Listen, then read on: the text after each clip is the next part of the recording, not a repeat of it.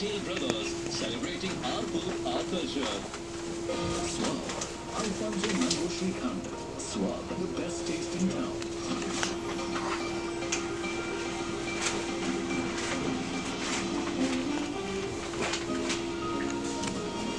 आश्य परिवार का सदस्य आज तक हर खबर के कई चेहरे, कुछ सफेद कुछ स्याह, कुछ हल्के कुछ गहरे। हर खबर की तह तक आपको ले जाता है दस्तक। स्वागत है आपका दस्तक।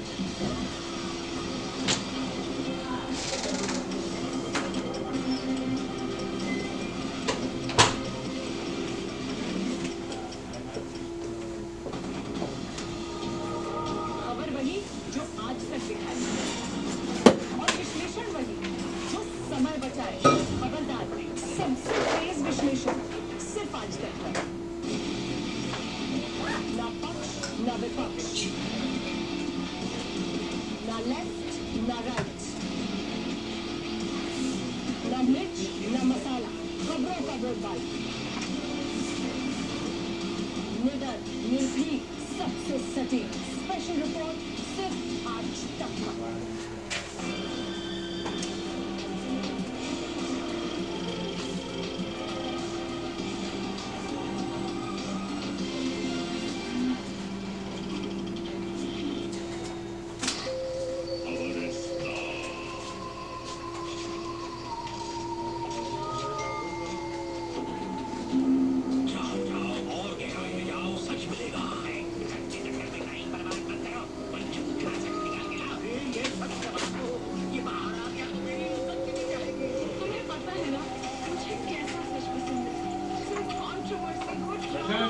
कोई कहानी बनाओ।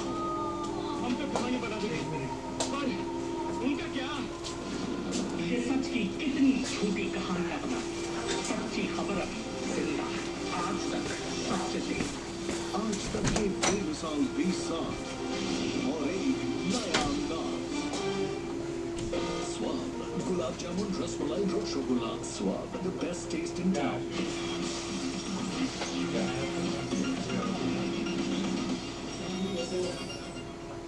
लग सकता है कुछ महीने का समय लग सकता है।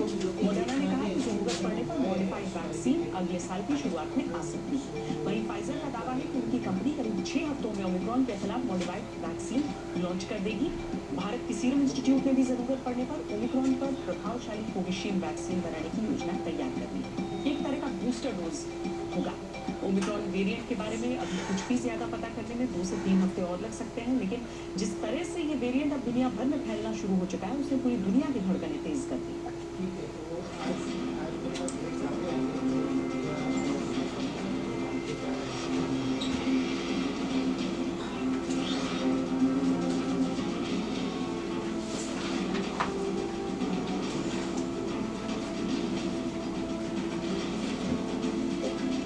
24 नवंबर को दक्षिण अफ्रीका में पहला केस सामने आने के बाद से अब तक 15 से ज्यादा देशों ने ट्रैवल बैन लगाया है।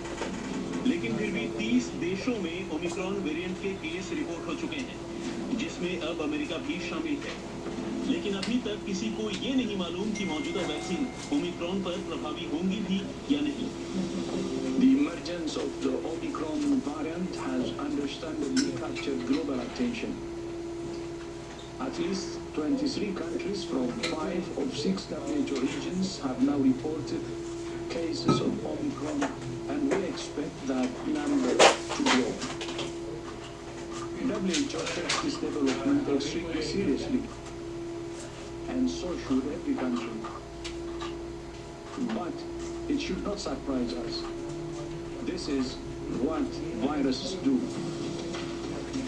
ओमिक्रॉन वेरिएंट के बारे में अभी तक जो पता चला है वो बेहद परेशान कर देने वाला है। सबसे ज्यादा डर नए वेरिएंट के संक्रमण की रफ्तार का है, जो अब तक मिले सभी वेरिएंट से 7 गुना तक ज्यादा मानी जा रही है। साउथ अफ्रीका इसकी केस स्टडी है, जहां पहला ओमिक्रॉन केस मिला था। साउथ अफ्रीका में ओमिक्रॉन वेरिएंट सामने आने के बाद से कोरोना के नए केस की संख्या दुगनी हो गई है। बुधवार को यहां कोरोना के 8,561 नए केस सामने आए थे, जबकि 10 दिन पहले तक वहां हर हफ्ते औसतन सिर्फ 1300 केस दर्ज हो रहे थे। साउथ अफ्रीका के गौतेंग प्रोविंस में पिछले हफ्ते के मुकाबले इस हफ्ते नए कोरोना केस की संख्या 330% तक बढ़ गई।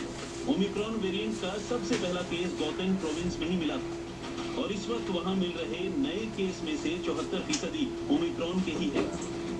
ये बताता है कि ओमिक्रॉन वेरिएंट से भले ही कोई मौत अभी तक रिपोर्ट नहीं हुई हो, लेकिन ये जिस तेजी से फैल रहा है, इसे अब तक का सबसे ज्यादा खतरनाक वेरिएंट बताया जा रहा है। जब ये संक्रमण शुरू हुआ था, वो अल्फा वेरिएंट से शुरू हुआ था, जिसकी R0 फैक्टर, जो R0 फैक्टर वो होता है जिससे शख्स को जिसको इन्फेक्शन होगी वो और कितनों को इन्फेक्ट करेगा, उसका 2.5 था। अब ये जो नया वेरिएंट आया है जिसको साउथ अफ्रीका में आइडेंटिफाई किया गया है, इसके अंदर जो म्यूटेशंस हुए हैं, ये म्यूटेशंस हैं 50 से ज़्यादा म्यूटेशन उस वायरस में पाए गए और उनमें 30 जो है वो स्पाइक प्रोटीन पे पाए गए। तो अगर जब ऐसा होता है तो एकदम हमें चौकन्ना हो जाना चाहिए, सतर्क होना चाहिए कि इसका मतलब क्या है। जो इनिशियल रिपोर्ट्स आई है, लगता है कि इसका R0 फैक्टर वो वही 12 से 18-20% टाइम भी हो सकता है। तो इसका मतलब इसकी फैलने की जो गति है वो बहुत जबरदस्त हो सकती है और बहुत सारी पॉपुलेशन को इफेक्ट करेगा, जो एक्सपीरियंस देखा गया है साउथ अफ्रीका में। ओमिक्रॉन वेरिएंट पर मौजूदा वैक्सीन्स को लेकर जो चिंता जताई जा रही थी, वो भी सच होती दिखाई दे रही है। अमेरिका में ओमिक्रॉन संक्रमित व्यक्ति को वैक्सीन की दोनों डोज लग चुकी थी। इजराइल में ओमिक्रॉन के दोनों केस में संक्रमित लोगों को वैक्सीन की 3 डोज लग चुके थे। बोत्सवाना में ओमिक्रॉन के 4 मामलों में पूरी तरह से वैक्सीनेटेड लोगों को संक्रमण हुआ है, जिससे ये आशंका बहुत ज्यादा बढ़ जाती है कि ओमिक्रॉन में मौजूदा वैक्सीन से बनी एंटीबॉडी को चकमा देने की क्षमता है। वैक्सीन कंपनियां भी ओमिक्रॉन की ताकत को पहचानने में जुटी हैं।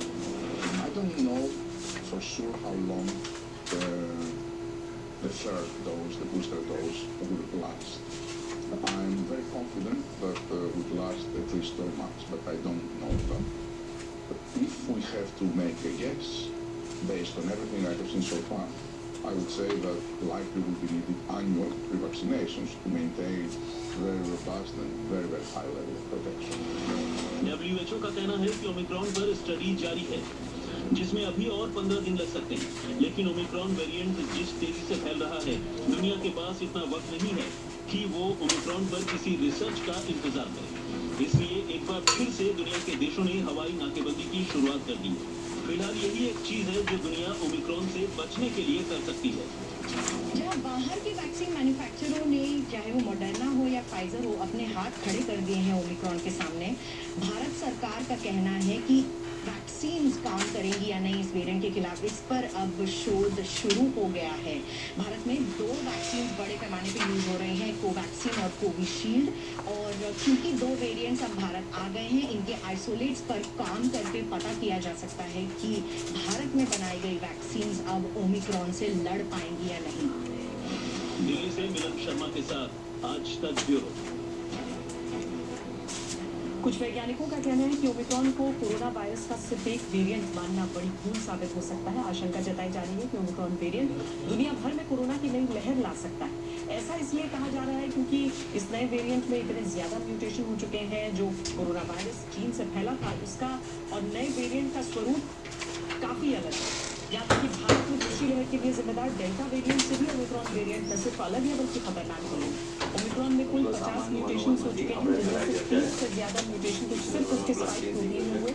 इसकी तुलना में डेल्टा वेरिएंट के स्पाइक प्रोटीन में 18 म्यूटेशन हुए थे, यानी डेल्टा के मुकाबले ओमिक्रॉन में 80% तक ज्यादा म्यूटेशन हुए। इसी वायरस के संक्रमण की क्षमता को R वैल्यू कहा जाता है। डेल्टा वेरिएंट की R वैल्यू 6 से 7 थी, ओमिक्रॉन की R वैल्यू 35 से 40 मानी जा रही है, मतलब डेल्टा से 5 से 6 गुना ज्यादा संक्रमण का खतरा। आसान शब्दों में कहें तो ओमिक्रॉन से संक्रमित एक मरीज इस वायरस को 35 ज्यादा लोगों में फैला रहा है। अक्टूबर 2021 में कनाडा की एक स्टडी रिपोर्ट के अनुसार पिछले सभी वेरिएंट की तुलना में डेल्टा से मौत का खतरा 135% बढ़ गया था, लेकिन अभी ओमिक्रॉन से किसी की मौत का मामला सामने नहीं आया है। हालांकि ओमिक्रॉन की संक्रामक क्षमता से चिंतित वैज्ञानिकों का कहना है कि ओमिक्रॉन अगर फैला तो मौतों का आंकड़ा डेल्टा से ज्यादा हो सकता है। एक्सपर्ट्स का मानना है कि ओमिक्रॉन के लक्षण भी डेल्टा से कुछ अलग हो सकते हैं, जैसे कि ओमिक्रॉन में स्वाद या गंध नहीं जाती, जबकि डेल्टा में ये कॉमन लक्षण होता है। हालांकि बाकी लक्षण जैसे गले में खराश, बुखार, थकान, सदर्द एक जैसे। डेल्टा और ओमिक्रॉन के बीच तुलना में एक शुभ संकेत यह है कि ओमिक्रॉन वेरिएंट में डेथ रेट कम होने का अनुमान लगाया जा रहा है। वैज्ञानिकों के अनुसार ये वैक्सीन का भी असर हो सकता है, लेकिन ये भी नहीं भूलना चाहिए कि अभी ओमिक्रॉन वेरिएंट ने संक्रमण फैलाना शुरू किया है और इसके बारे में सब कुछ जानने में भी वक्त लगेगा, इसलिए अभी भी फाइनल नतीजे पर नहीं पहुंचा जा सकता।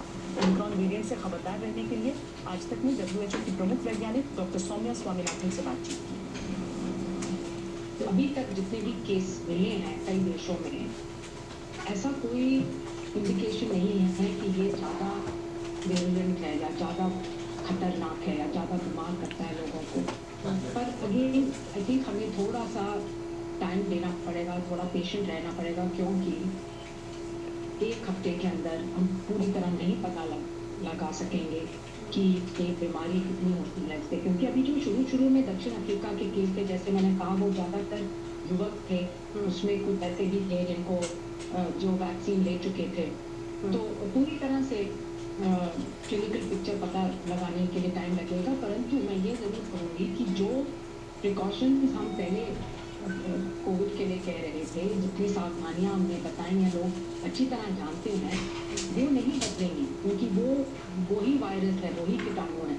तो मास्क पहनना, दूरी रखना, खिड़की दरवाजे खोल के रखना, लोगों को बाहर मिलना, भीड़ भाड़ ना करना।